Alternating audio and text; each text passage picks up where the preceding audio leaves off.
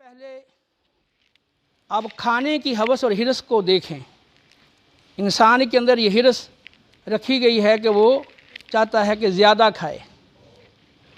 اللہ رب العالمین جل جلالہ نے قرآن پاک میں ارشاد فرمایا، کلوا واشربوا ولا تسرفوا انہ لا یحب المسرفین۔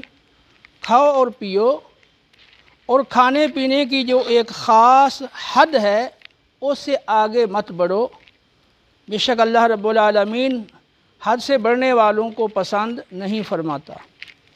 ترمذی شریف کی حدیث پاک کے مطابق انسان کو اگر کھانا ضروری ہے تو وہ اپنی بھوک کا تہائی حصہ کھانا کھائے۔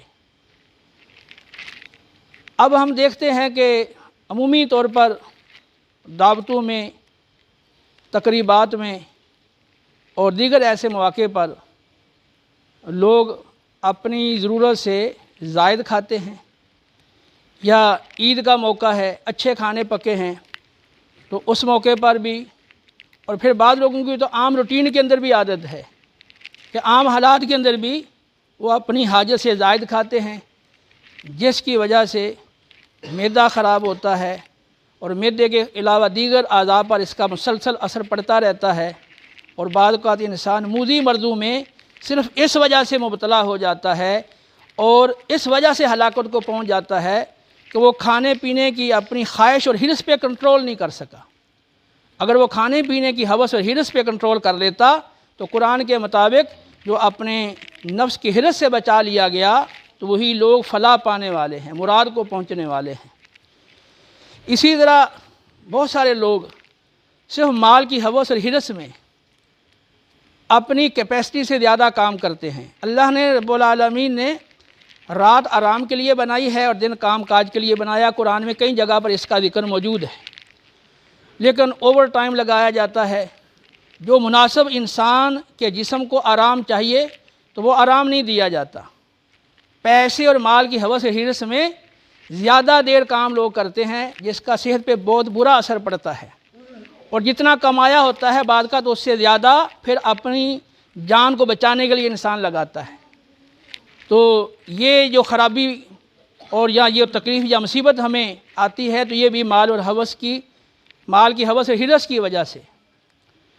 آپ نے مشاہدہ کیا کتنے لوگ اپنے گھروں سے دور دراز مقامات پر ایک عرصہ دراز تک رہتے ہیں۔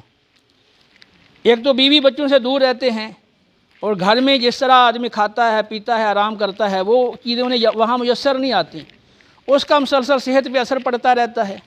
بال بچوں کی نگہداشت اور بچوں کی تربیت جو اس کی ذمہ داری تھی اس سے بھی غفلت ہو گئی، اور بچے بعض اوقات وہ آوارہ بن جاتے ہیں، اور پھر حقوق زوجیت وہ ضائع ہو جاتے ہیں۔ یوں بندہ کئی ساری دنیاوی اور اخروی مصیبتوں میں پڑتا ہے صرف مال کی ہوس اور ہرس کی وجہ سے۔ اسی طرح آپ دیکھیں بہت سارے آپ نے واقعات سنے ہوں گے، دریا میں کشتی کے اندر یا سمندر میں کشتی یا جہاز کے اندر اوور لوڈ یعنی زیادہ بوجھ لادا گیا، جس کی وجہ سے کشتی ڈوب گئی، جہاز ڈوب گیا، یا ٹریکٹر ہے یا ٹریلر ہیں یا دیگر بسز وغیرہ ہیں، تو ان میں ضرورت سے یا حاجت سے یا کیپیسٹی جو ہے اس کی مخصوص اس سے زیادہ بوجھ لادا جاتا ہے، تو پھر اس کی وجہ سے حوادث پیش آتے ہیں، اور یہ حوادث انسان کی ہلاکت کا سبب بنتے ہیں۔ تو یہ چیزیں بھی ہوس اور ہرس کی وجہ سے۔ پھر بہت سارے قتل و غارت یہ مال و جائیداد کے جھگڑوں کے اندر ہوتی ہے۔ رسول اللہ صلی اللہ تعالیٰ علیہ وسلم نے ارشاد فرمایا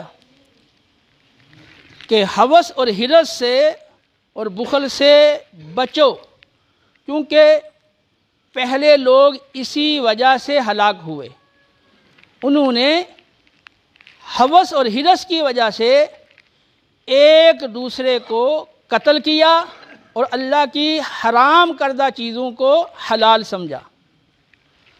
اب اس حدیث پاک پر غور کریں اور اپنے معاشرے کا مشاہدہ کریں کہ آج تک کتنے لوگ وہ چوری، ڈاکہ زنی اور چھینا جھپٹی کے اندر لڑائی میں مارے گئے، ناحق مارے گئے۔ جو ناحق مارا گیا ہے یعنی وہ تو حق پر تھا اور اس کو مارنے والے نے ناحق مارا، تو اس کے لیے تو کوئی وعید نہیں ہے، بلکہ وہ اگر اپنے مال کی حفاظت میں، اپنی جان کی حفاظت میں مارا گیا تو وہ تو شہید ہے۔ لیکن جس نے ناحق حملہ کیا، چوری کرنے کے لیے، ڈکیتی کرنے کے لیے، کسی کا حق غصب کرنے کے لیے اس نے کوشش کی اور وہ اس میں مارا گیا، تو وہ دنیا کے اندر بھی ہلاک ہوا اور آخرت کا مواخذہ وہ الگ ہے۔ تو بہت سارے لوگ مال و جائیداد کے جھگڑوں کے اندر وہ مارے جاتے ہیں، تو یہ ہوس و حرص ان کی ہلاکت کا سبب بنتی ہے۔ اسی طرح آپ دیکھ لیں کہ یہ ناپ تول میں کمی، ملاوٹ اور ناقص مال کو اچھا کر کے پیش کر کے دھوکہ دے کے بیچ دینا، یہ بھی ہوس اور حرص کی وجہ سے ہوتا ہے۔ حالانکہ قرآن پاک کے اندر ناپ تول میں کمی کرنے والوں کے لیے ہلاکت کی وعید ہے، اور اسی طرح جو ملاوٹ کرتے ہیں، جو ناقص مال کو اچھا کہہ کر اور اچھا دکھا کر بیچ دیتے ہیں، دھوکہ دیتے ہیں، ان کے لیے بھی احادیث مبارکہ میں وعیدیں ہیں۔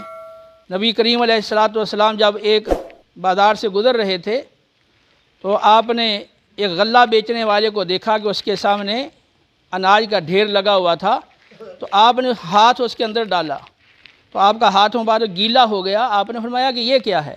اوپر سے تو غلہ خشک ہے، اندر سے گیلا ہے۔ عرض کیا یا رسول اللہ، رات کو بارش برسی تھی، اس وجہ سے یہ غلہ گیلا ہو گیا۔ فرمایا کہ تو نے گیلے کو اوپر کیوں نہیں کیا تاکہ خریدنے والا دیکھ لیتا یہ غلہ گیلا ہے۔ پھر آپ نے ارشاد فرمایا من غش فلیس منا، جو دھوکہ دے وہ ہم میں سے نہیں۔ تو اب وہ مال جو خراب ہے یا وہ ملاوٹ والا ہے یا ناقص مال ہے اور اس کے اوپر اچھا مال لگا دیا گیا، جس طرح منڈیوں میں آپ دیکھ لیں پھل بیچنے والے، سبزیاں بیچنے والے، تو نیچے سے وہ چیز خراب ہوتی ہے اور اوپر سے اچھی چیز لگا کے وہ اچھی چیز دکھا کے گاہک کو دھوکہ دیا جاتا ہے۔ تو یہ بہت ساری صورتیں ہمارے معاشرے کے اندر اس طرح کے دھوکے کی رائج ہیں۔ تو آپ ناپ تول میں کمی کے ذریعے یا ملاوٹ کے ذریعے یا دھوکہ دہی کے ذریعے جو انسان مال کماتا ہے، تو اس کی وجہ سے بعض اوقات دنیا کے اندر بھی جھگڑا ہوتا ہے، اور جھگڑے میں انسان کو بعض اوقات جانی نقصان پہنچتا ہے، یا لڑائی جھگڑے میں عذر تلف ہو جاتا ہے، ہمیشہ کے لیے معذور ہو جاتا ہے، یا جیل خانے میں چلا گیا، وہاں سزا بھگتے گا۔